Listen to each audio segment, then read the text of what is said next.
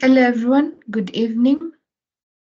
One or two people can unmute and just say hi so that I know that I'm audible. Hello. Hello. Hello. Hello. Hi. Thank you. Okay. So, hi, I hope your evening is going well and I hope you've had a lovely week. So, it's let's kindly mute.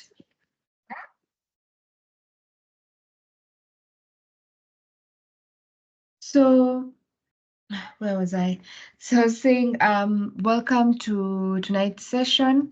I won't say much. What Our topic today is on planning your career journey.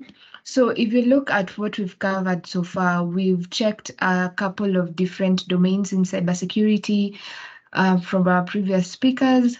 We've also talked about launching your cybersecurity career. That was our first session. So I hope you can build onto that. And then now we are going into planning your career journey.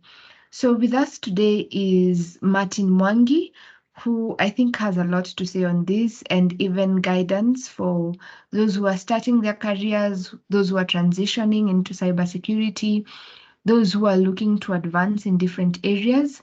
So I won't say much on the topic. I'll welcome Martin Mwangi, who is a Country Director, Botswana for Seriano. He'll tell us more about himself and also talk more on the topic of planning your career. So, Karibu Martin, welcome. Thank you very much. I hope you can hear me. I hope I'm loud and clear. Yes, you are. All right.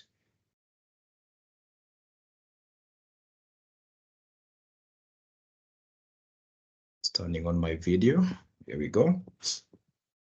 So first, I want to, I'm very grateful for this opportunity, Hope and the Cyber Shuja team for giving me this invite to come and share some insights on how we can plan our career journeys and how we can strategize to have maximum impact in our careers. So my name is Martin Mwangi, as introduced by Hope. I work with Seriano. Seriano is a Pan-African-based cybersecurity organization. We actually the leading cybersecurity firm in Africa, I would say. I have been with Seriano for the last 10 years, and it's been interesting to look back at my journey and get to appreciate the journey as it has been. And it's going to be interesting to share those insights with you. What I will be sharing with you, and I'm sharing my screen. My journey over the last 10 years, I started my journey from offensive security side of things. And I did that, I think, for for the first 5 years of my career, but it was a mix of penetration testing. It was a mix of technology implementations. And then I got to appreciate the area of risk and audit still within cybersecurity. And then the area around innovation and business, because of what we were doing, interacting with clients and organizations and helping them transform their processes by securing them, that began to catch my interest. So that was the area of innovation and business was an area that I spent some time doing. I have been doing mentorship for I think from 3 years into my journey in Seriano. And that has been an area that I've always been passionate about. I continue exploring the area of business growth and transformation. How can I help organizations transform what they're doing and have maximum impact as a business through automation and through tech? What I'm currently very keen on are topics and themes around leadership, personal development. How do I continue making an impact, and how do I help people that I interact with and businesses as well make an impact? And I enjoy learning in whatever new topic and area that I can get hold of. our flow for today, I want to focus on 4 questions. And the first question that I'm going to focus on is on what do we want? And the second question is on why do we want it? And as we're looking at what, is a question of what do we want and what do we have? The second question is on why do we want what we want in life and in our careers. The third question is on, in our own world, who are we interacting with? And we get to explore that a bit. And who are we impacting with what we already have? And then the fourth question is, how do we, if you have an idea of what your destination looks like,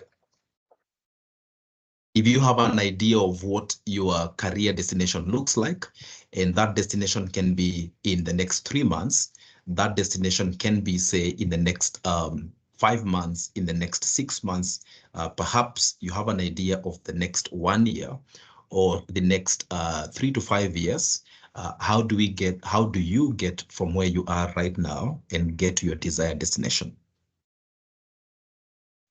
So when I think about careers, I like to think about it in this triangle here.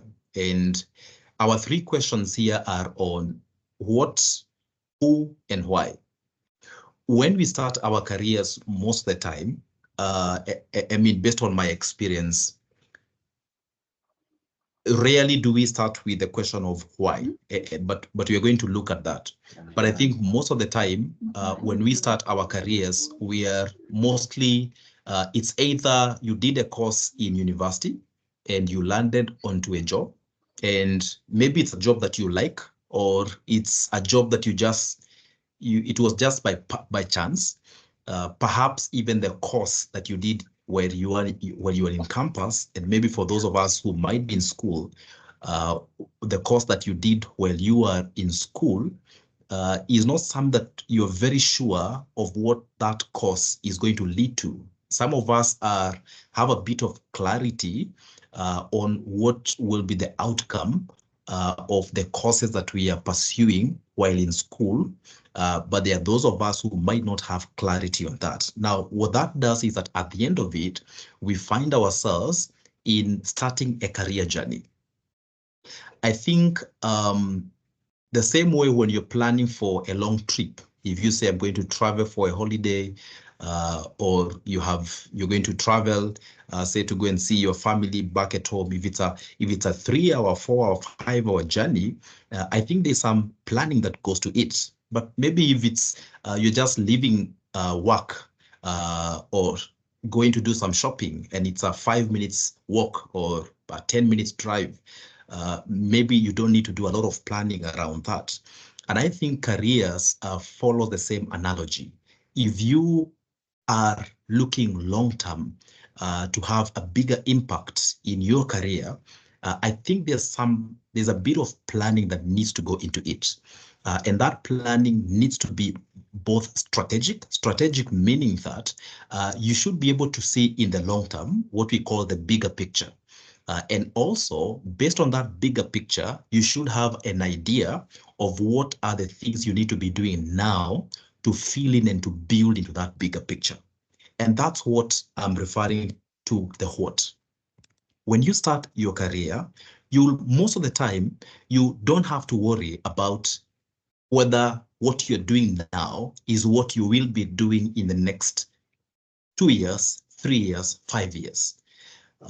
Also, when you start your career, from my experience, I don't think you want to worry a lot on, is what I'm doing now, is it something that I'm very passionate about? And is it something that I'm very motivated about? There is that place of passion and there is a place of what we call purpose. But as you are starting your career, I don't think those are concerns that you need to worry about.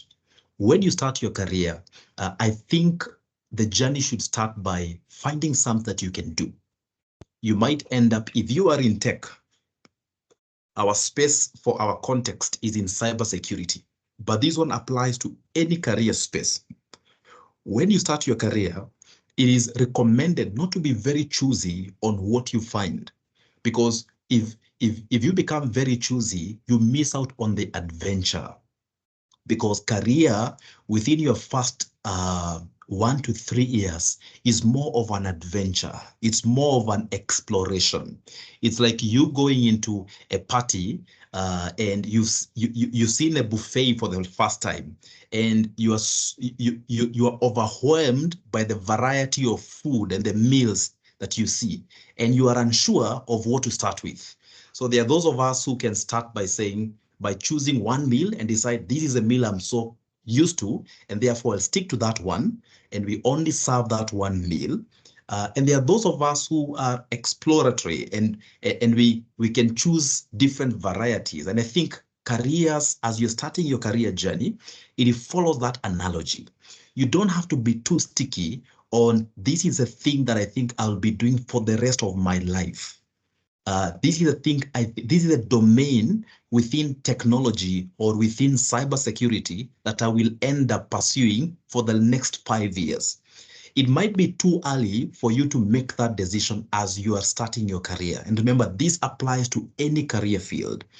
The success of any career for anyone who is starting their careers, it requires you to have at least 3 to 5 years of experience before you can feel that you have expertise in a specific area.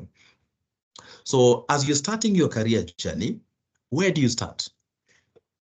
Find something that you can do. What is the opportunity that you have at hand? And what do you need to deliver on that opportunity? What is the role that you currently have been assigned? And what are the capabilities, what you're calling your abilities? What are the abilities that you need to deliver on the role that you have been assigned? Don't worry whether this is a role that you'll pursue in the next 5 years. Don't worry about that now.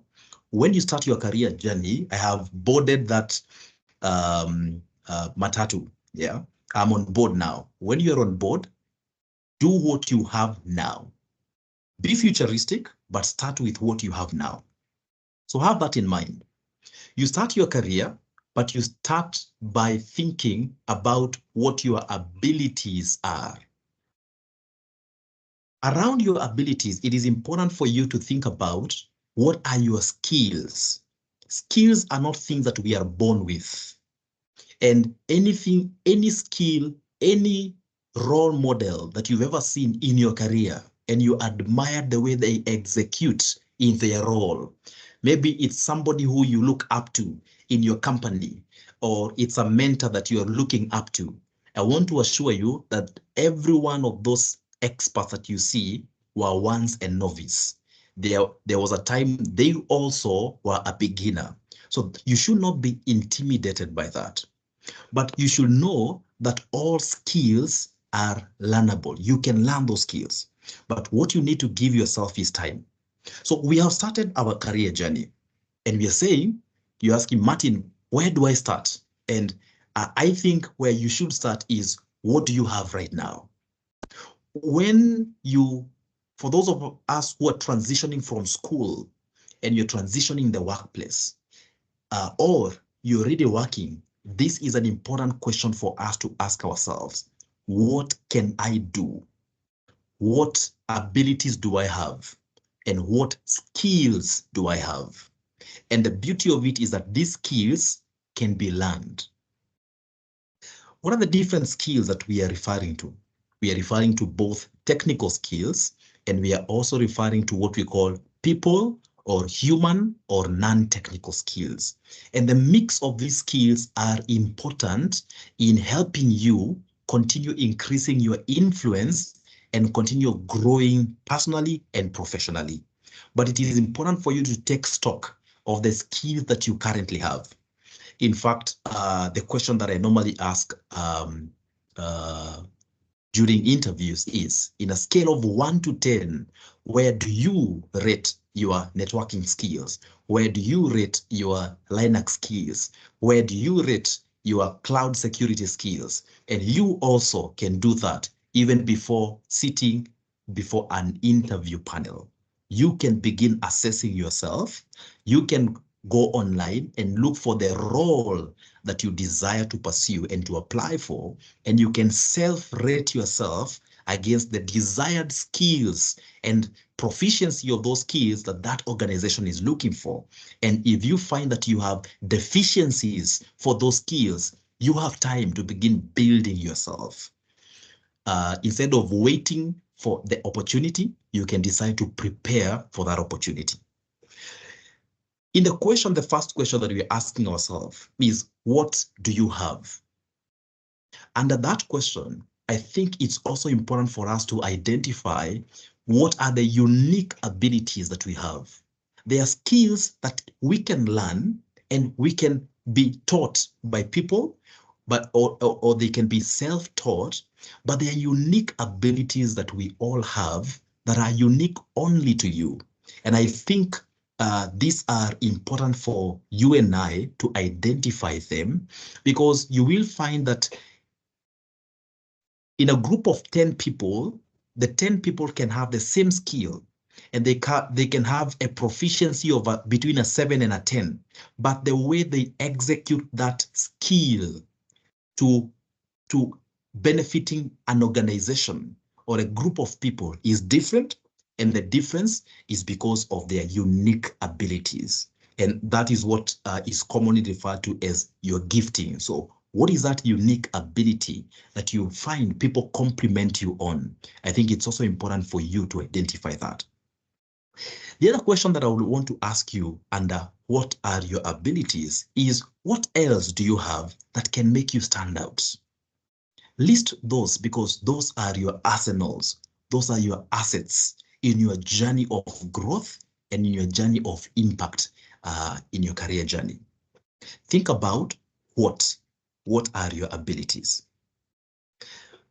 Once you think about what are your abilities, it's also important for you to know that you don't work in a vacuum.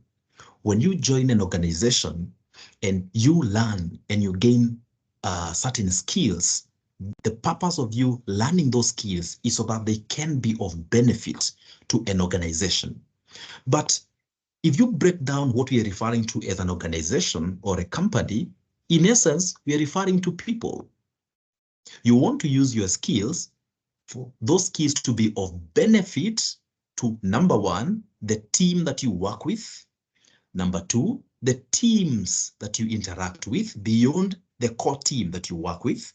And at some point, your impact and your influence will begin being felt across the organization. And as you continue in that journey, you begin even going outside the organization, and your impact begins going towards the community. And I think that's an interesting journey to begin visualizing in your career journey, and not only restrict your growth and your impact around your work.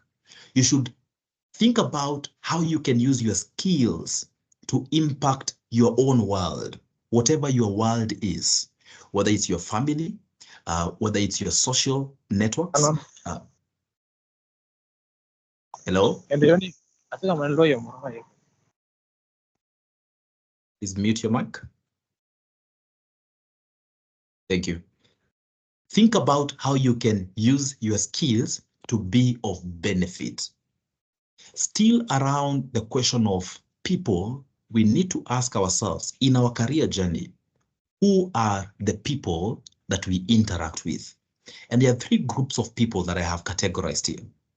Number one is people that we grow together with.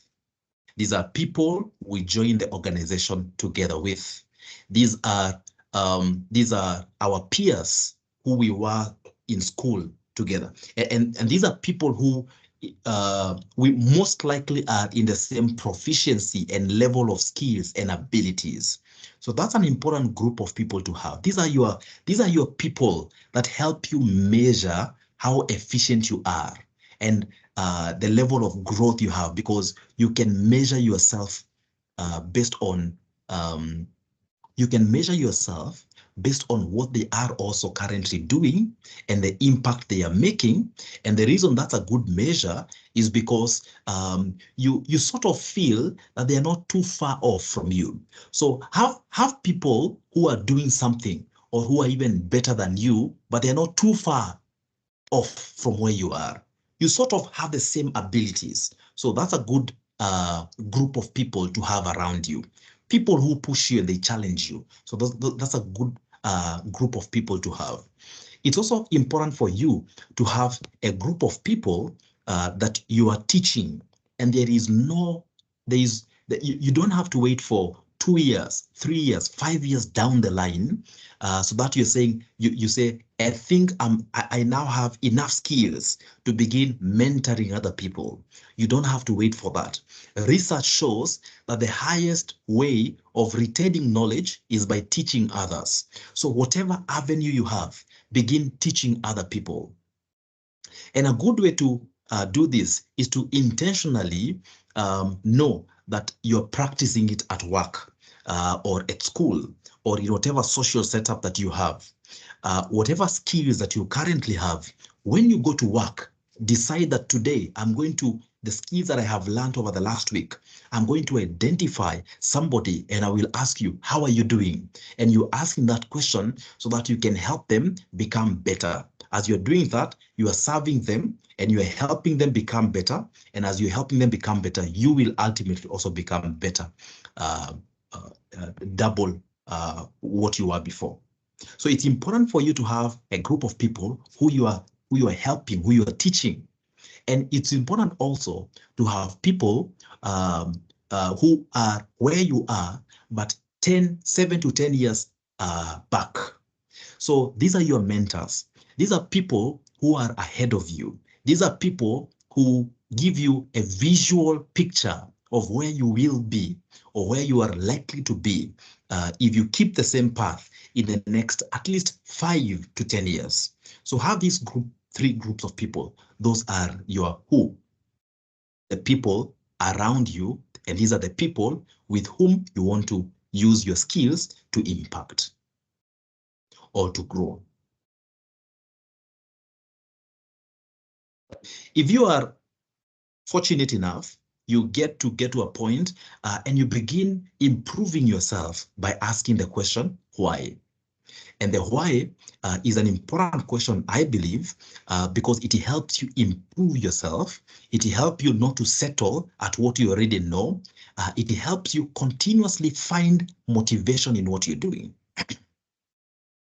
This area of why is an area of motivation. What motivates you? What drives you? That's an important question to have. Now, this question of why, most of the time, it normally comes at the third year as you're working. So by the time you start working, you are learning, and you are like a sponge. You are absorbing knowledge, and you're transforming the organization, and you're impacting people, and you're helping them.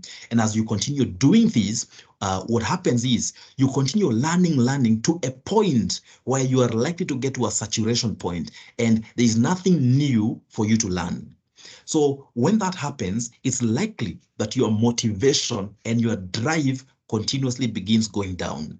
It's important for you to plan ahead for this so that you can you ensure that your why, you're still questioning the why you're doing this, and you can still find a different driver and a different motivation to keep you going and improving yourself.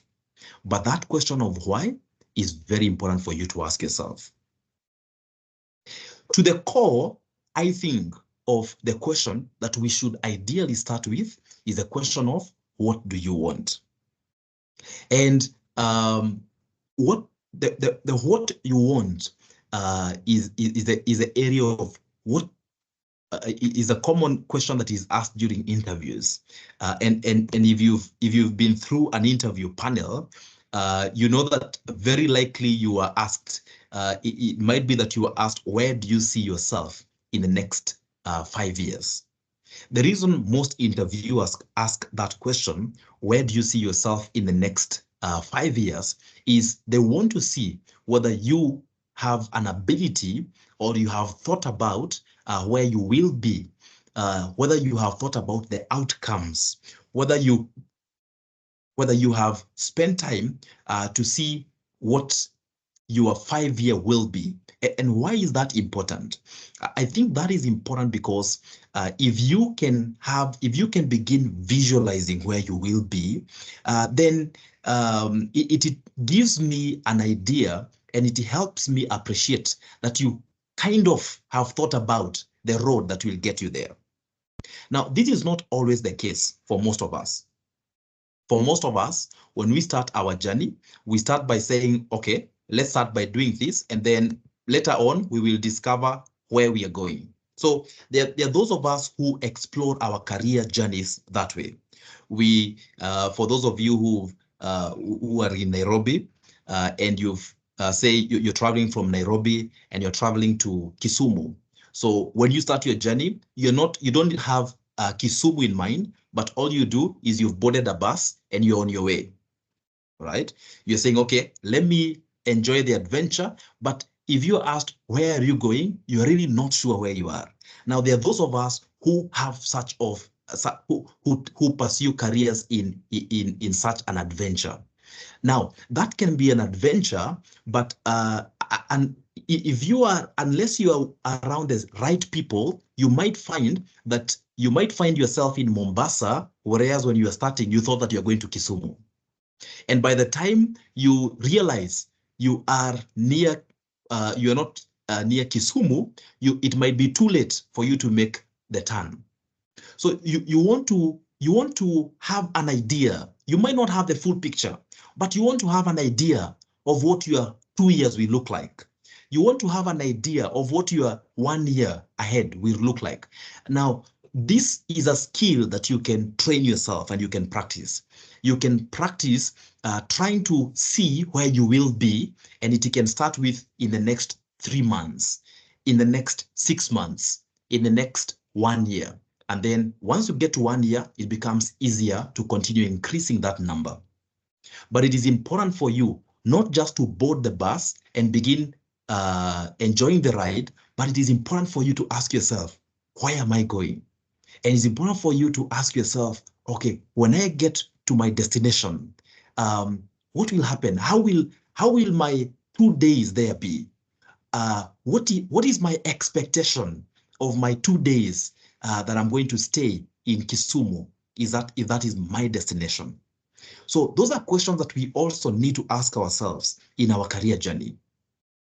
And you should not have a lot of pressure if you find that you are not, you can't find the bigger picture in clarity. That should not worry you.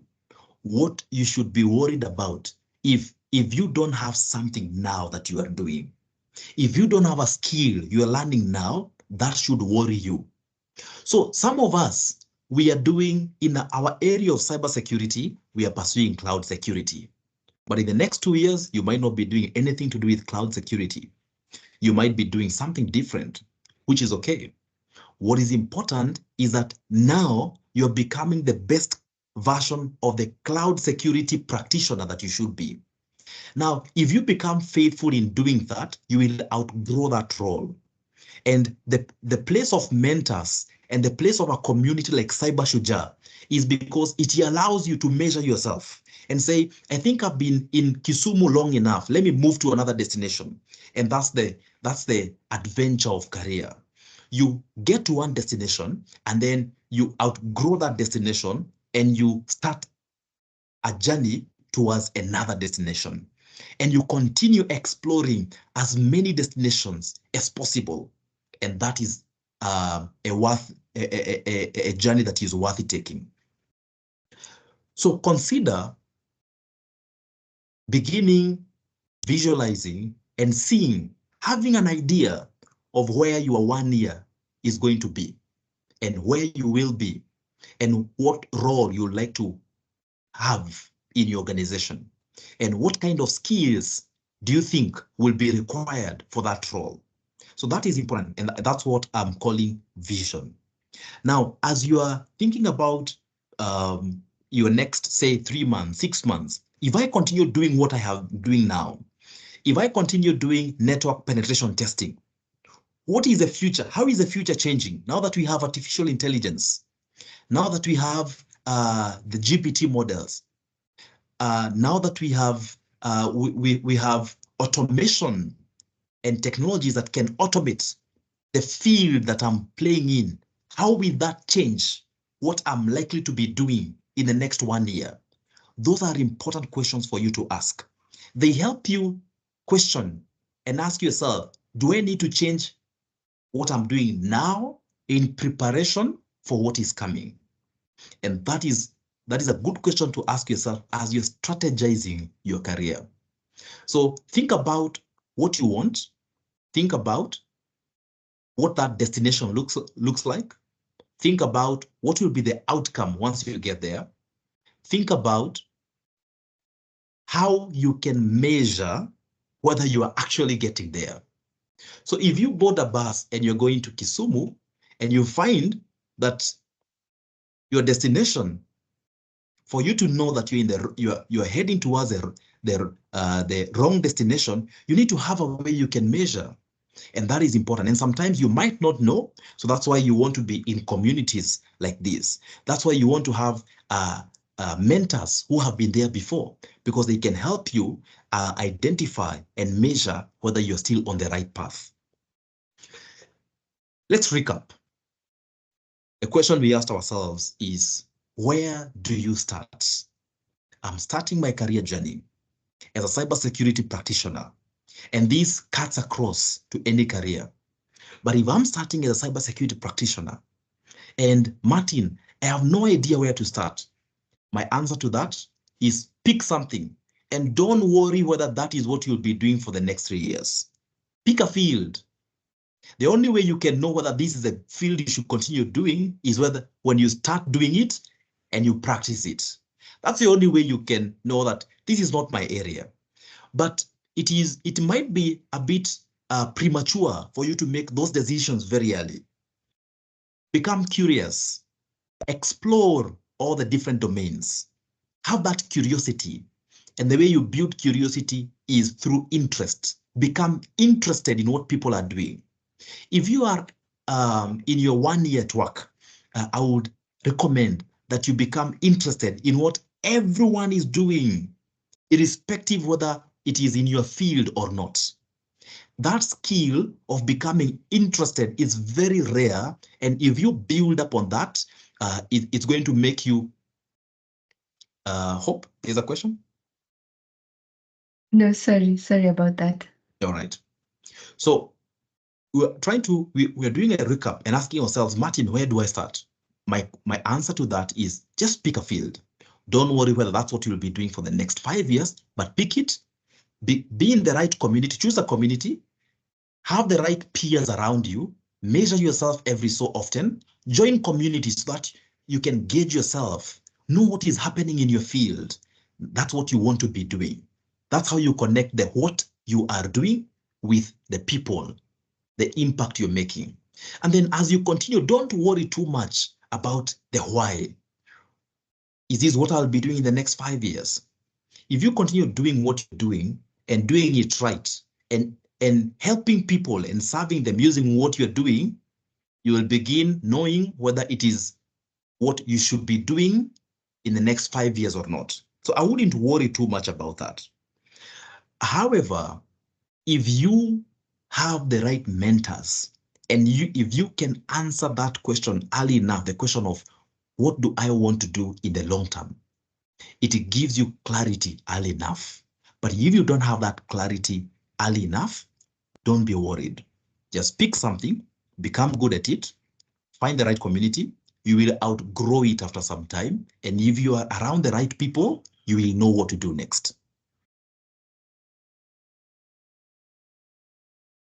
I'm summarizing this in what we call performance, impact, and purpose. And our journey, we are starting it by improving our performance to the highest we can. That's nice.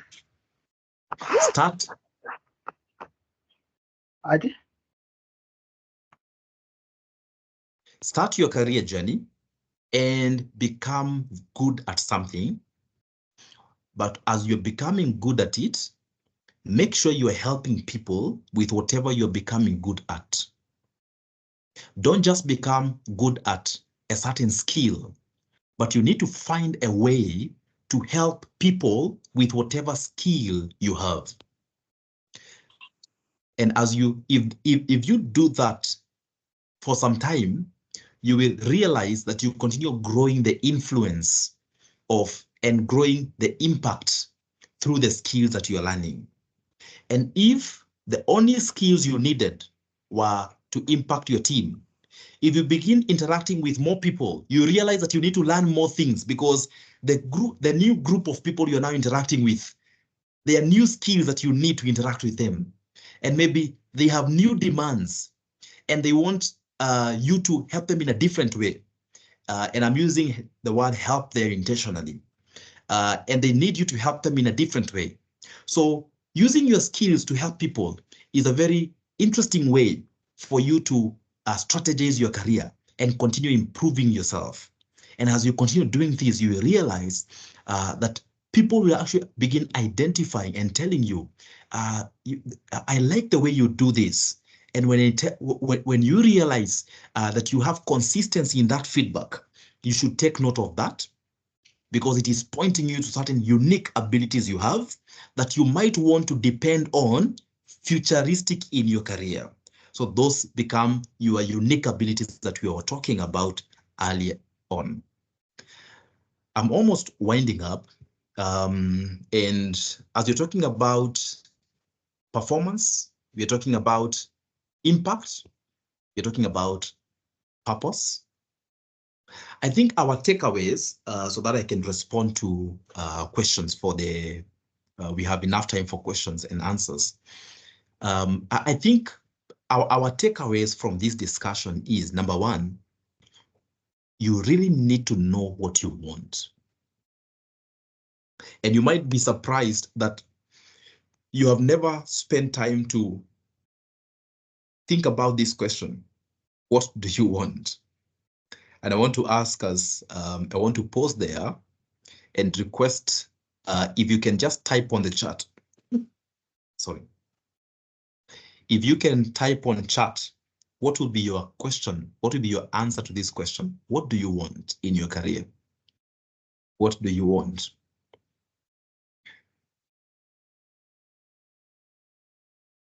What do you want?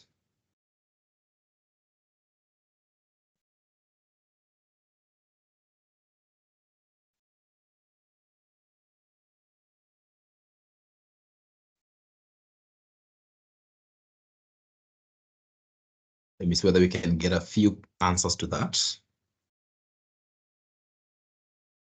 What do you want? What do you want?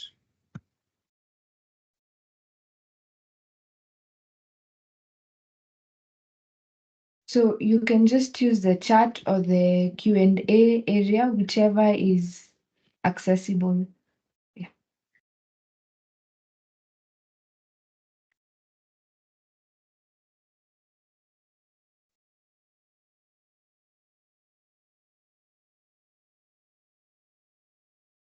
The question you're trying to answer is, what do you want? What do you want? Martin, there's a response on Q&A. Let me see. All right. Thank you, Hope. What's the response, Hope? From Alan, we have to become a SOC analyst, tier 3 in the next 5 years. I like the clarity and the detail in that. Then Isaiah says, go ahead. Okay. Yeah, Go ahead. So Valerie says to become competent in cloud security. All right. That's a very good start. Isaiah, I'm seeing your response is, I want to master the skill to almost 100%. That's a good one. I like the 100%. The question for you would be, what skill is that you want to master to become competent in cloud security? That is Valerie. And I hope you can put a measure to that competence. What is that competence that you're looking at, and what competence do you currently have? All right, okay. Keep them coming. That's one of our takeaways from this session. You need to know what you want. And then number two, you need to identify what you need to get what you want. What do I mean? If I'll pick an example, Alan wants to become a SOC analyst, a tier 3 SOC analyst in the next 5 years. So what we have to this is we have our goal, which is to become a SOC analyst. We even have a timeline of in the next 5 years. And the question is, what do we do in between now and becoming a SOC analyst? And if I spend time with Alan, I would actually even drop that 5 years and I would just say, I want to become a SOC analyst. I want to become a tier 3 SOC analyst. And then I would go on, I would do my research to what is required to become a tier 3 SOC analyst. And based on the effort that is required, maybe I need 2 certifications. Maybe I need to have proficiency in threat hunting. I need to have I need to become very good in incident analysis and response, malware analysis, based on the effort that is required to gain proficiency in those skills. They can now help me measure that this will take me 1 year, or this will take me 2 years or 3 years. That's what we mean by identify what you need to get what you want. At that point, it's also important for you to know what are your limitations. As you're also identifying what you need or what your skills, it's so important for you to know what, do you have areas that you are limited in? Do you have, when you look at the way you spend your time on a daily basis, are there things that are likely to limit you? Do you have things that you can cut down on in terms of how you spend your time and focus them more on learning and improving yourself towards the goal you have identified? That is important, to identify what are the limitations that you currently have and find a way you can improve and convert those limitations into strengths. Number 3 is whatever you have decided and whatever skill you have identified, continue doing it well enough. So if we have identified that for me to become a SOC and tier 3 SOC analyst, I need to have threat hunting skills, or I need to have cloud security skills, I need to have malware analysis skills, I need to have system administration skills, I need to have system troubleshooting skills. Once I am at level 1 proficiency, I need to continue improving myself. That is a principle of continuous self-improvement. Continue doing this and do it well. Number 4 takeaway is use what you have to serve others. This is important because you need to know that your success is based on how well you can help other people succeed. And you can convert and transpose that as much as you can. You'll become as successful as how well you can help your team become successful. You personally will become as successful as how well you can help the teams within the organization become successful. You will become successful to the level at which you can help the organization or the business win or become successful. So think about this and ask yourself, what does the business need to do? If I have just joined a new organization, you don't have to think about the organization for now, but just think about the team that you are working with. Ask yourself, how can I help my team? The team I work with, how can I help them become very good? What contribution can I make that can help us as a team become very effective? And if you continue doing this, it will help you become different. And it's a very good principle that you can apply in having long-term success and impact in your career. And then lastly, keep on improving yourself. As you do this, you will realize that in the next 1 year, whatever you had put as your goal, you've already achieved it. Once you get there, don't become complacent. Continue improving yourself and play the replay button again and start from number 1. And then begin improving yourself. Set a new goal. Ask yourself, what do I need to identify? What do I need to get to that goal? And then ask yourself, how can I do it better? And then who are the people that I can serve this skill with? And then keep on improving yourself again and continue with this adventure of identifying a destination, getting there, and then choosing a new destination. And that's how you can make your career enjoyable while making impact and while continue becoming, improving yourself, but while helping others improve and succeed while at it. I want to pause there and take a few questions because I'm seeing we have 13 minutes. Okay, so I can help you coordinate the questions. Thank you, Hope. So on the chat, I still see there are comments on the questions you'd asked first. So if you have any question, you can raise your hand and then we can go ahead as quickly as possible.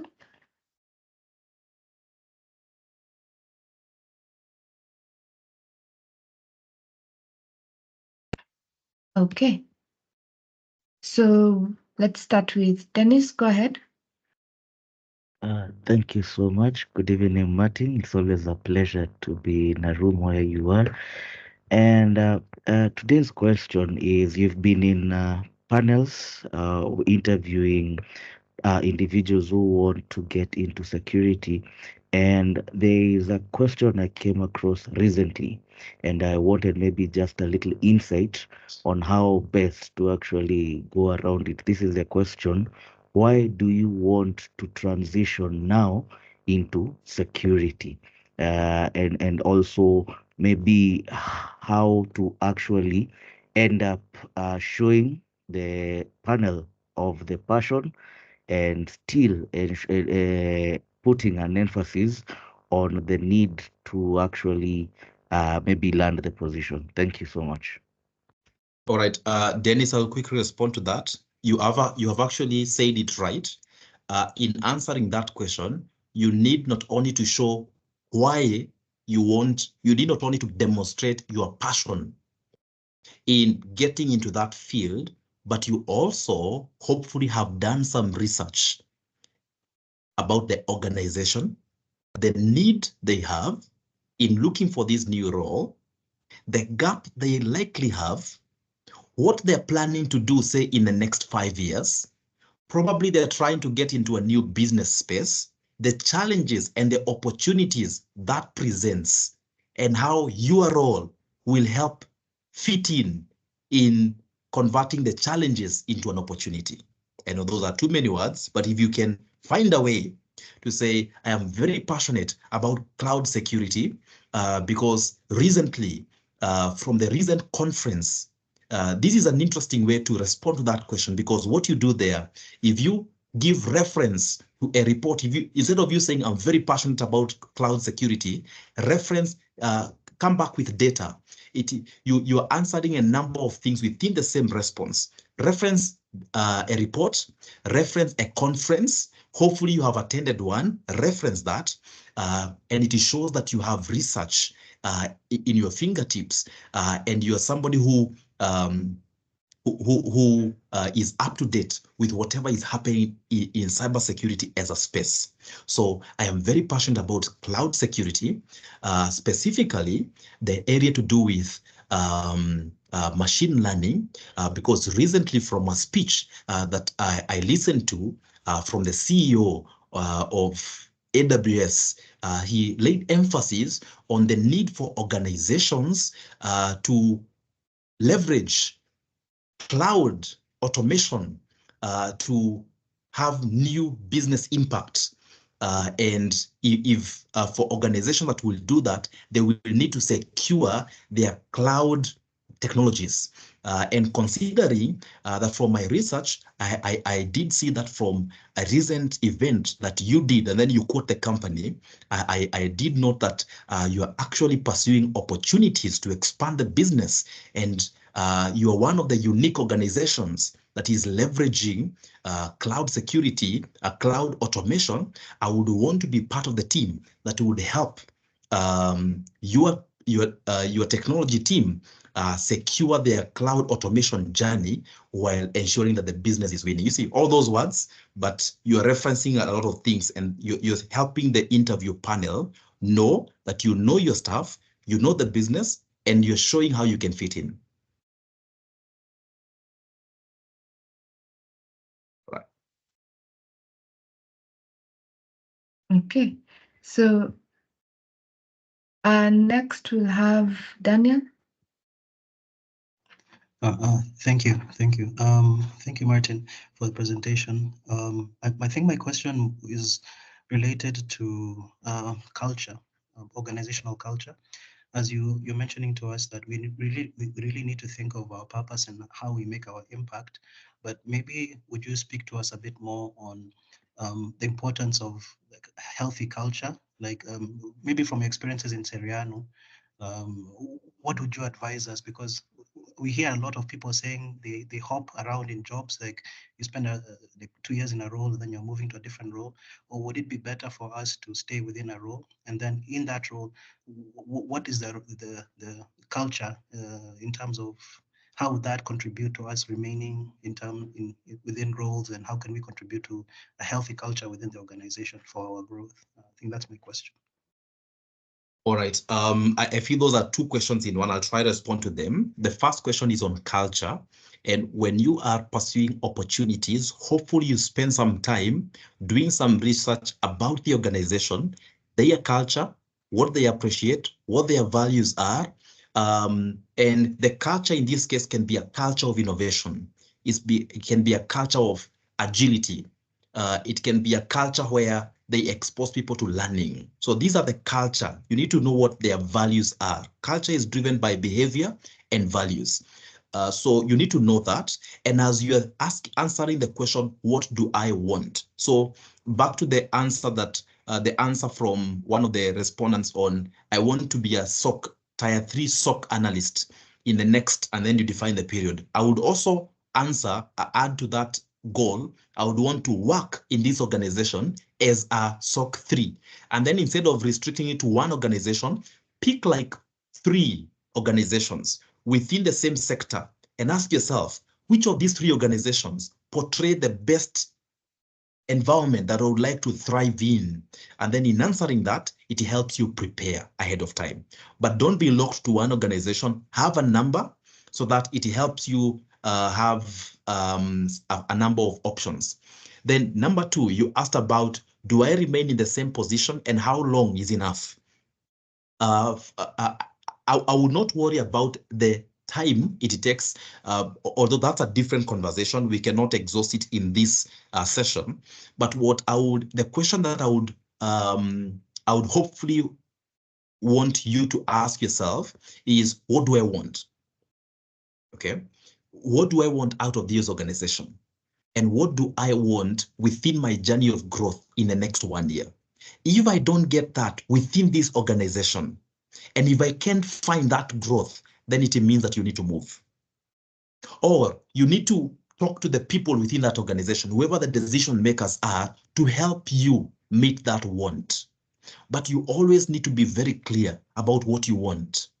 And remember, what you want within the first year will be different with what you want in year 2, year 3, year 4, year 5. Hopefully you can be around an environment that is always helping you find and meet that want, whatever that want is, whether it's financial,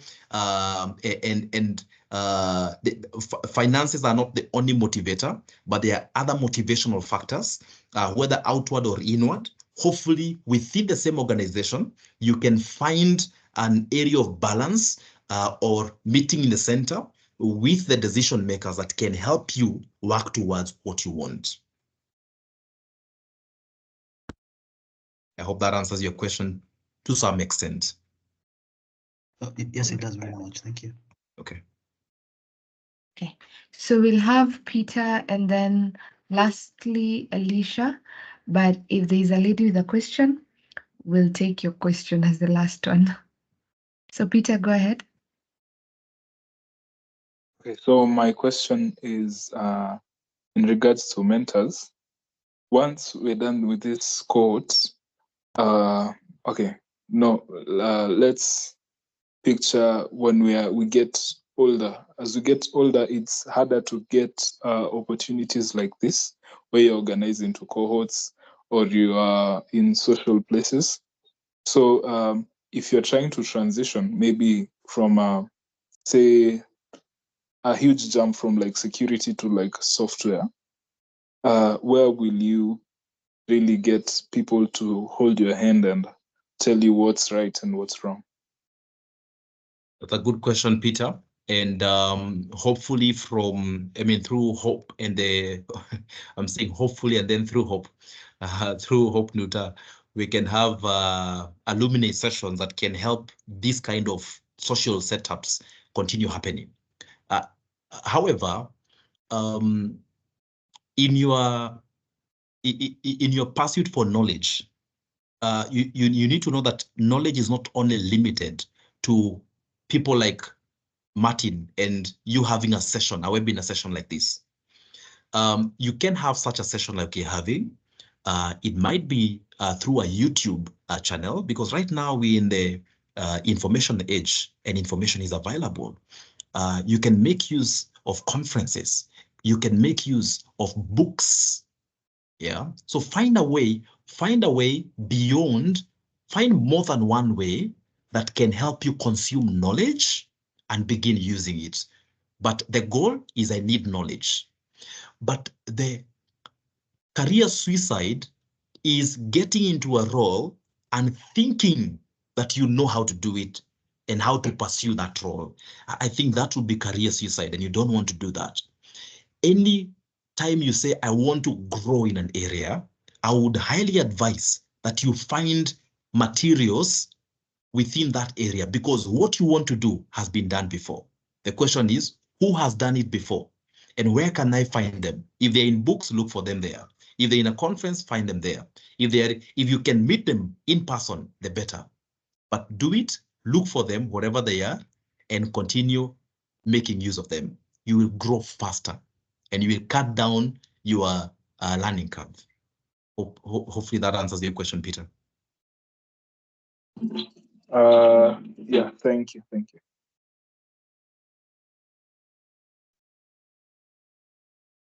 All right. Elisha, I think you can go next. Okay, thank you so much for the presentation and a chance to ask a question. I've loved your career progression, and I would just wish to ask something. Now I know you've gained much of experience. Now, if you could go back to the beginning of your career, what would you do differently so that as we can learn from that perspective? Let me start with what would I do that I'm already doing now. One thing that I've been very fortunate enough is to be around the right mentors. And I've spent time with people who are 10 years plus always. I have people around me. So early enough, I was in a culture that helped me learn that I should never get there in terms of knowledge. I always have to know that what I have learned today, there's somebody who knew what I know now 10 years back. That is something that I really appreciate. And if I would go back, I would do more of that. What would I do differently, Elisha? I would read books back then. So when I started my career, I wasn't a book person. But I used to consume knowledge differently. I used to do a lot of videos, and I have started those channels. I still really appreciate them because they really helped me back then. But as I continue and progress in my career, it's amazing how right now I can pick an area, and I am so convinced that I can grow in that area if I find the right knowledge in books. And the thing about books is the systematic way in which knowledge is captured and documented, which I think is a bit different from you listening to a video. So right now, what I would do is I would listen to videos, maybe a blog, maybe a PDF, but then I will use that to point me to a certain book. I know this person who is speaking, if they have a book, I know they have talked in detail and in a structured way more than they are speaking in this video. If I went back as I was starting my career, I would do more of that, Elisha. Very insightful. Thank you so much. Thank you. Okay, Valerie? so okay. Thank you.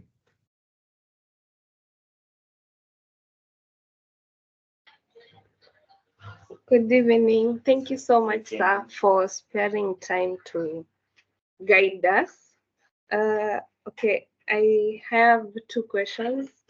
The first one will be, in your journey in growth in this field, have you ever started like maybe a job or maybe learning maybe a certain skill and quit because maybe you realize it was not what you wanted, and that is coming from the fact that you said when we are starting, we should not be choosy. And then my second question would be, you from the discussion, I gathered that you're quite passionate about mentorship. So then my question would be, for example, like I said, I would want to pursue something in cloud security. When I reach out to maybe a mentor, is there like a specific way to keep the discussion or to say, so that, because okay, personally speaking, I have had a mentor once, and from my side, I think everything was going well, but then I don't know if it's our timings or how do you keep that mentor relationship so that the fire does not like burn out, although the person is also, let's say, busy. Yeah. Awesome. I love that question. I love that question. That's a wonderful question, Valerie, to ask. I have some of my mentees who are very good in that. And because of that, my journey with them has been very long. Now, one thing you need to know, let me give you a few tips with mentors. You should never ask a mentor for a job, number one. You should not have a mentor today, and then in 2 weeks, you ask them for a favor. Now, number three, when you have a mentor, mentors are people who are, and depends what kind of mentor that you have, but you are likely to have somebody who is in a field that they are pursuing, but who is very busy, as you said, Valerie. So what is required of anyone who is pursuing a mentor is to have clarity on the help you need. Yeah. Remember, even myself, I have mentors. When I approach them, I am very clear on what I need from them. Let me give you an example. I don't call them and say, hey, I'm stuck. Could you help me in this area? That one puts them off because one, it becomes too much work for them. And they want to help you, but you're not helping them help you. So the way I would do that is, number one, I would identify where I'm stuck. And then number two, I would schedule a meeting. And even in scheduling the meeting, I would ask them, hey, I'm stuck in this area. And then you need to show them what you have done, the effort. This is what I have done, but I'm still stuck. And then, is it possible, would you be available, tomorrow is Friday, would you be available tomorrow, Friday, or next week? Give them like 3 options because you say they're busy. which is true. Give them, would you be available on a Friday? Would you be available any day next week? And give them even time slots. Would you prefer a morning or an afternoon? That tells them that you are not very needy and they are willing to even give you more if you have done your homework and you have spent time knowing what you want. And then what you also want is every so often you want to keep you want to update them on what you're doing. Remember, the journey of a mentor and coaching those are two different journeys. But with a mentor, these are people who just point you toward the direction. They don't walk the journey with you. Yeah, that is coaching. But mentors are there to tell you, if you take the right turn, okay, because you're in a junction, if you take the right turn, you will end up in the wrong journey. But if you take the left turn, you will end up in the right journey. Now, where I am in my career is because of those simple advices from my mentors. And they are very casual, such that you have to know them. You have to catch them in a way. So they will make casual statements, but you have to know that this is advice they are giving me. So those are the tips, Valerie, that I would take note of, and then constantly update them on what you're doing. You asked about, did I give up in any of my skills? That's a good question. So I wouldn't say that I gave up in my skills. I don't find one that I gave up. And I think for me, it was because I was in an environment that encouraged that growth. And very important, I was in an environment that encouraged failure. So if you failed, it was not a problem. You actually encourage, okay, just go ahead and try again, which is very important for you to grow. But I have certain skills that I didn't spend too much time in. And I'll give you an example.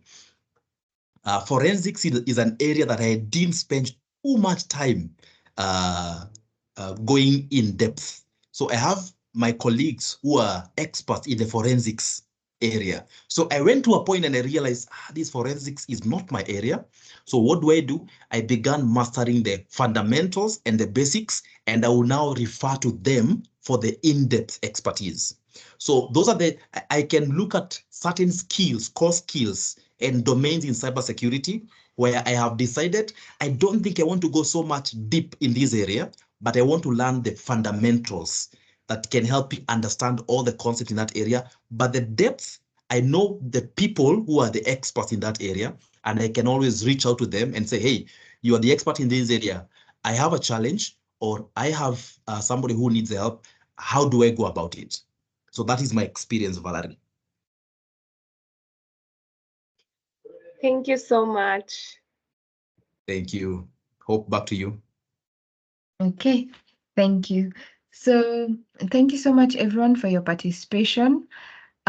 This was such an intriguing session because I kept on thinking on the very first session we had for this cohort, and we were talking about awareness. Are you aware of the skills you have? Are you aware of the skills you don't have? Are you aware on how to gain the skills you don't have? So there was the levels of awareness we were recognizing when we're talking about launching a cybersecurity career. And then now when it comes to planning your career, it is translating that awareness into the whys, the what, the how that you've just discussed at the moment.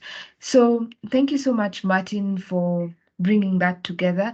Thank you for taking time off your busy schedule to even do this. And the mentorship means a lot to each and every one of us. I think every single time I sit for a mentorship session that you've given, I end up with a list of things to reevaluate, which is a good thing. So thank you, Martin, for your time. I'll give it back to you if you have any last comments, and then we can close the session. My hope is to say thank you very much to you and the team for the invite, and hopefully we can do this again. Thanks. Thank you. So definitely we can do this again. For the Cyber Shuja students, thank you so much for your time. Thank you for the participation. I always encourage that after the session, take some time to look at the notes or the slides that are shared. Just whatever you've learned, take a minute to yourself and just see how you can put that to good use so that it's not just another Thursday and then another one. And, you know, you have a buffet of things you never did much with. So take time to yourself and just think about what you've listened to. And then some advice. I know as we progress with, we're currently week 5 of the Cyber Shujaa program. So as we progress, I know things may seem like they're getting tougher. Assignments are getting more and more. So don't give up. Don't slack. Don't get left behind. Try as much as you can to catch up if you're left behind.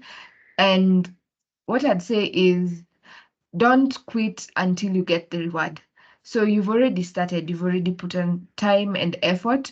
Don't quit until you get that final reward, that certification. So keep pushing, get a group peer mentorship where you can push each other. That's how we made it through the program. And hopefully we can see you all in the graduation in August. So thank you everyone for your time, and I'm wishing you a very nice evening and rest of your week. Bye. Bye. Yeah, Thank you. Bye. Thank you, Martin. Thank you. Thank you all. Have a good night. For the winning. Bye.